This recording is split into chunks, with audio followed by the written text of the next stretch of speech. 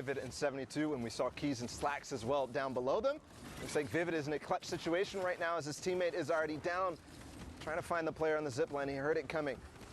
Started to put his attention immediately on it as he tunnels forward. Again, we talk about it every single time. It's always get ahead of the zone, look back, look for those gatekeeping shots as he sees, he opens it up, gets the stairs in, the edit comes through. Divine had no chance and no speed to realize that that was going to happen from Vivid taking an opportunity to find that elimination.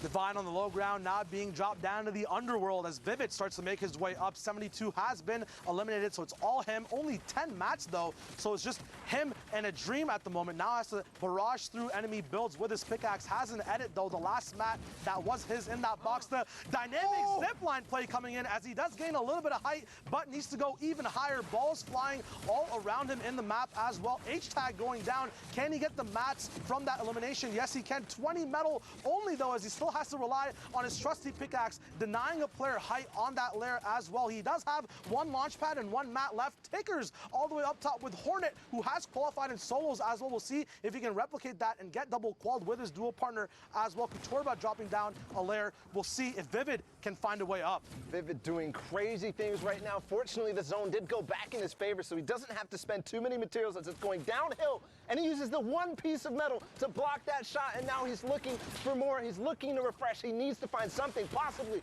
both of these eliminations in the storm. Yes, this is going to be the mats that he needs to refresh. Not even much though. Every single time he finds an elimination, there's not much at all. The edit coming through, is he going to finish it off? Yes, but does he get the mats?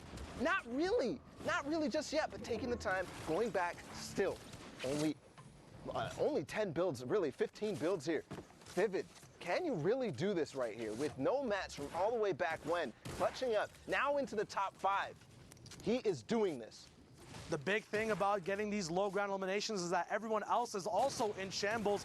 The big wall barrage coming in with the flintlock, just nice knowledge about where your materials are and where the angles are to get in. Has 2 heavy snipers available as well, so he takes multiple chances at moving through. Has to move up layers though. Silent edits coming in. Big Enas as well as Frat gets flown off that low ground as well. Vivid's just moving in ways I've never seen. Can he get that launch pad off? No. It might not be enough time. Vivid now going down to the zone is going to hold back as much as possible to see if the enemies were making a mistake, but that's the game. Hornet and Tickers playing the positional game there and winning it off with all this multi-high and low ground coming out. Look at these tarps, Bala. Yeah, this fossil is ridiculous as it goes all the way back. I mean, really, we could actually track the story of Vivid, right? He had no materials through all of this. He barely contributed to that thing, but he survived until top 2. So what a performance there from Vivid, and that's why they're up there. That's why they're in second place right now. It's always that 1 or 2 pop-off game, and it's always also about staying consistent. If Vivid and Tom keep playing that way, easily they can qualify this week 100%. We see Stinks now, the big focus of week 10. A lot of people carrying them more than normal I've seen right now in all these regions. Nice dodges from Grasha there though. We'll see if he can move forward. Has a lot of mats available for the moment. 3 elims amongst him and his dual partner Daxter, both representing E11 Gaming. They do have that patented flintlock and redeploy combo. I think is one of the most dynamic combos in the game, as you don't have to pull out anything if you fall off from height. It's very easy to kind of manipulate where you want to be exactly with those 2 items. Granted though, they do take 2 slots. But I mean, 2 slots, and we've seen the use of it. Actually, I don't know if we've seen it on broadcast yet, but there's starting to be a lot of innovative uses with the flintlock and the glider redeploy. You actually go faster, even horizontally, when you use that flintlock and the glider redeploy, because you shoot that flintlock, it pushes you with the momentum, and then you're using that glider redeploy to just carry you forward. The biggest thing about it too is that you can choose when to stop and take your shots as well. We see a lot of stuff happening on low as right now as well. We have Pika on the server as well. What is this? Is West just migrating to East? What is going on? Why are you here, Pika? Maybe East? the timings of West, they thought, hey, we should get into games now, and they fell off on the East. We'll see if they can get the stuff done. There are 2 more qual spots on East compared to West though, so maybe that's one big thing if these guys think that they can pop off. I mean, we've seen in the past Psalm, you know, he is a West Coast player, but the first week he actually moved over to East, making sure that he gives himself the most opportunities, the most spots, and he qualified first try. He's actually even East still with his partner symmetrical this week. So Pika taking a little bit of a note from that Psalm. Yeah, absolutely. At the moment, though, this is not the first chance. This is the last chance. It's week 10, so everyone's pulling out all the tricks from the bag.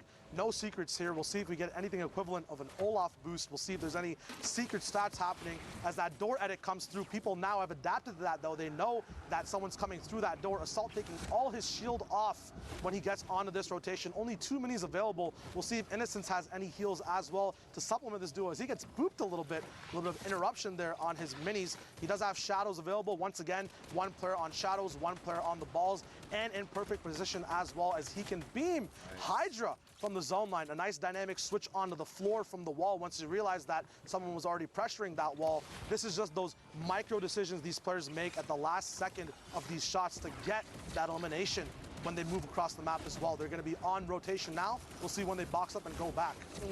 Assault getting beamed from the back, not realizing there was a player who's going to immediately realize that he's there.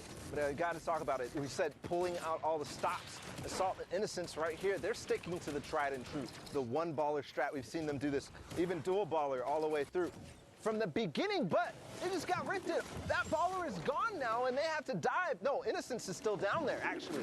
I misspoke. There's so many players in the sky right now, but still. So I think he still has that baller. I think he could still last a lot, but look at his HP right now, not working out just yet. Where did Assault go? Did he land nearby? He landed on the mid-ground there, Bala, and he got right to work as Branchies, who is also on East right now, playing it up, gets a big knock down from Assault. He, as soon as he landed, even though he was split, went straight to work, started bullying Davon, who also landed with Fernando on that mid-ground, and he has this insurance. Once again, getting tagged up, people just predicting everything these players are doing when it comes to smokes. There's no safety available. Everyone's on their best behavior. They know all the stops they can pull to get this pressure down. Assault's now getting dynamic with it. Might not move the same way to get that shadow off. It might affect him on the amount of distance he can move, but he still has mats, 500 wood left actually, which might prove fatal near the end of the game as that wood can get shredded through just like cheese in a grater. We'll see if he can keep it yummy though. Assault on 41 HP, needs some more food, needs some more eliminations to get that siphon off and get him back up to 100. Sees that storm line sight line as Wordbro gets .exed out of the game. He's off now, 28 builds left for Assault. He doesn't get to pick up those mats. Owen and Threats owning probably the best mid-ground tarp they can have right now, but they're getting stinked off of it as there's so many people fighting for these high mid-ground layer tarps as well. Staying on board with Assault, just great shots as he immediately realized that player was going to make an edit on him, getting the double combat shotgun shot through. And I think he wants to go for the mats, but maybe a little bit risky. Does find a med kit. Is he going to find the time to pop it? Is this the final zone? I don't think he's going to be able to do that unless he really goes for the full heal off right here. Now, down on low ground, there's still so many people left alive, Shiloh. I mean, there are 11 players total, 7 duos still remaining in this game, and it's final zone. It is time. 1 minute left in the game. People are going to be playing super, super smart. The placements have not even gone out yet. All the points there. Still duels to get knocked down. 8 W keys get sent back to the jungle. No opportunity there for him to get any placements, unfortunately. 1 duo still needs to go down. Assault looking very healthy on HP and shield right now. Has a little bit more time to move through the storm. That storm taking 10 damage a second gives him about 8 to 9 seconds to move throughout without an elimination. Speaking of eliminations, Intangible goes down as Assault is now just freaking on everyone.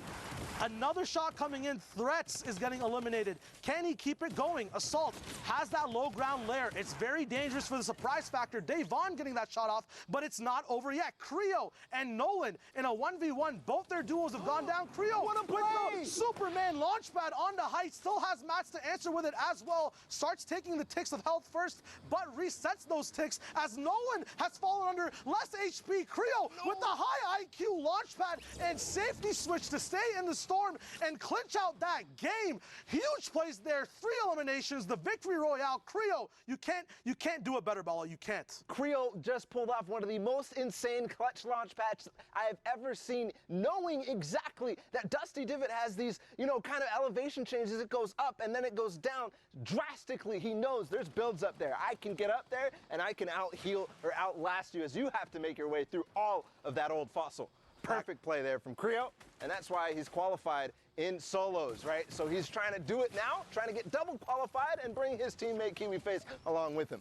We talk about qualified duos and solos. Sap and Zayt now, who also qualified for duos, are going to be looking at getting some more money and placement as well as they keep playing for these top spots for respect and practice as well. Slurp sticking on Sap. He does have a few more. They pick up an elimination. A lot of loot to work with now. Looks like they have excess mats as well. They're in zone. They could big up their base if they wanted to, make it a little bit bigger for more sightlines, or they could stay cool, calm, collected. One cool thing I see from low ground usually is if you stay a little bit more low key and then look for surprise shots where people don't expect it, that's where you can get those big picks. On height, it's always dope to, edit your walls, see if there's any advantage points, but with low ground, you usually have one or two angles, and you can get those pop-off moments there.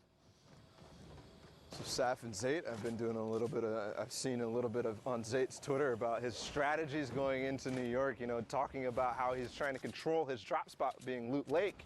That's going to be one of the most interesting storylines in New York, being the fact that they claim Loot Lake to themselves, but we know how many duos are already dropping there. We know how many duos are already qualified in New York. So Zayt talking about, I'm trying to stop anybody else from being in there because he already has Sean and Aiden. He already has Mitra and Mongo, they're trying to claim Tilted, but they could come back to their old home the way they qualified. The mind games from duos saying on Twitter, we might be taking this spot or that spot. The biggest theme for Worlds is going to be clashing of all these storylines. Everyone plays in their region.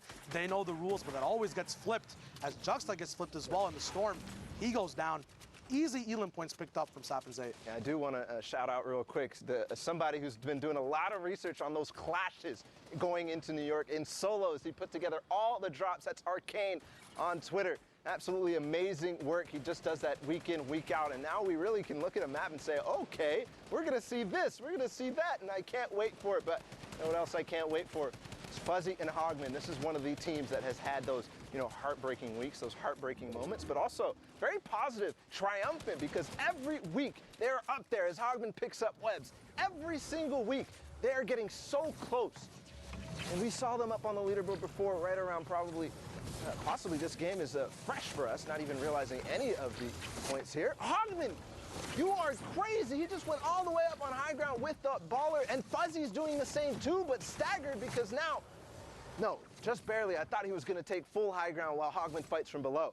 But what a crazy play there. They're all of a sudden in a really good position. They talk about the use of ballers in competitive, but no one does it better, I think, than Hogman and Fuzzy. Hogman was the king of ballers coming in from solo. He's kind of given that knowledge to Fuzzy as well. The amount of time they can keep these ballers alive near the end of the circle. A Rift coming out now, seeing if they can once again reposition. Looks like their game plan is always zone 6 and 7.